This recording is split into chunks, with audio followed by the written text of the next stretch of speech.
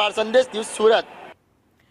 શાળાના બાળકોના સ્વાસ્થ્યને ધ્યાનમાં રાખી અને વડોદરા શાળા સંચાલક મંડળ દ્વારા સીએમને એક મહત્વપૂર્ણ પત્ર લખી અને રજૂઆત થઈ છે કે શાળાની 200 મીટરની ત્રિજ્યામાં જંક ફૂડનું વેચાણ એ બિલકુલ ન થવું જોઈએ। આ રજૂઆત બાદ સંદેશ ન્યૂઝ દ્વારા ગ્રાઉન્ડ ઝીરો પર જઈ અને રિયાલિટી ચેક કરવામાં આવ્યું, જેમાં સામે કંઈક એવું આવ્યું છે કે શાળાઓની બહાર જ જંક ફૂડની અનેક દુકાનો ધમધમી રહી છે। આ અંગે જ્યારે સંદેશ ન્યૂઝે વિદ્યાર્થીઓ અને વાલીઓ સાથે વાતચીત પણ કરી ત્યારે એમણે શું કહ્યું, આવો તે જોઈએ। ના ના, એવું તો કશું થતું નહીં, અમે પોતાથી જ લઈએ છીએ એટલે। આટલું તો કરતા નહીં, વહેલા છૂટી જઈએ છીએ એટલે ઘરે જઈને જ ખાઈએ છીએ અમે તો।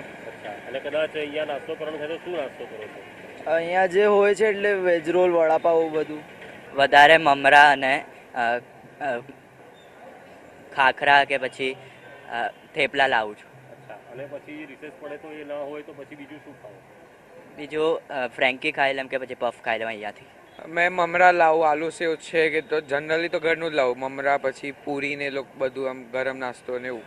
સારી બી છે અને ખરાબ બી છે, કારણ કે કોઈ વખત કેવું થાય કે તમે ડબ્બો ભૂલી ગયા અને તમને બરાબર બહુ જ ભૂખ લાગી હોય તો આમ તો ઘણા બધા લોકો કેવું ઘરથી નાસ્તો કરીને એટલે ડબ્બો નહીં લાવતા, એટલે હોવી જોઈએ કે કોઈ વખત આવું થાય ઇમરજન્સી જેવું ભૂખ વધારે લાગી હોય તો ખાઈ લેવાય।